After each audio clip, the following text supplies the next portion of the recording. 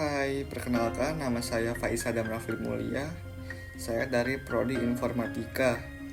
Di sini saya ingin menceritakan tentang pengalaman hidup saya. Waktu saya kecil, orang tua saya sering sekali pulang malam karena bekerja. Jadi, saya diasuh oleh kerabat saya yang kebetulan mereka merental PS dan warnet. Dari kecil, saya sering sekali melihat orang bermain game. Awalnya cuma duduk nonton doang, lama-lama malah ikutan main. Nah, dari situlah saya mulai mengenal game. Walaupun begitu, saya tidak hanya bermain game. Saya juga bermain di luar, lari-larian bersama teman-teman, pulang dengan keadaan kotor.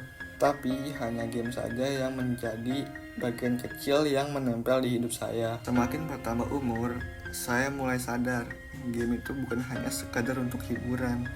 Saya mulai penasaran saat itu, bagaimana sih cara membuat game, bagaimana sih cara karakter di game itu bergerak melalui konsol atau keyboard yang kita arahkan, dan gimana sebuah dunia di dalam game terasa hidup. Saya mulai penasaran akan hal itu. Pada saat memasuki usia yang memikirkan masa depan, saya sempat bingung ingin memilih jalan apa. Teman-teman saya sudah memiliki rencana dan saya masih mencari. Tapi setiap kali saya melihat perjalanan saya, jawabannya hanya satu, yaitu game. Dari kecil saya selalu dekat dengan game, bahkan hingga besar pun rasa itu tidak pernah hilang. Dari situlah saya mulai yakin bahwa mungkin memang inilah jalan yang harus aku tempuh. Dan alhamdulillah saya dapat rezeki berupa beasiswa dan dapat melanjutkan kuliah yang kebetulan saya diterima di kampus UAD ini. Awalnya saya bingung ingin memilih jurusan apa.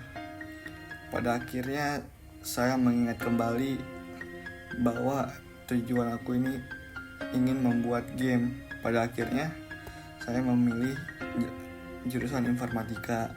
Saya ingin belajar cara kerja sistem, ingin bisa ngoding, dan ingin tahu di balik game yang saya mainkan bagaimana cara membuatnya.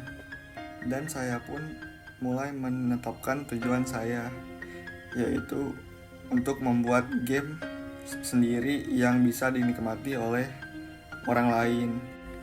Tentu saja perjalanan ini tidak mudah. Ada banyak momen ketika saya pusing benerin codingan error atau merasa nggak ngerti apa-apa. Kadang tuh pengen nyerah. Tapi setiap kali saya ingat tujuan awal saya kembali bangkit dan terus mencoba.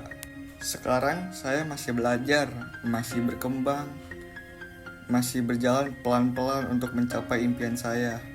Saya belum sampai, tapi saya bangga karena saya sudah memulai. Inilah kisah saya, kisah sederhana dari seseorang yang suka sekali bermain game dari sejak kecil dan sekarang sedang berusaha untuk membuat game sendiri untuk suatu hari nanti.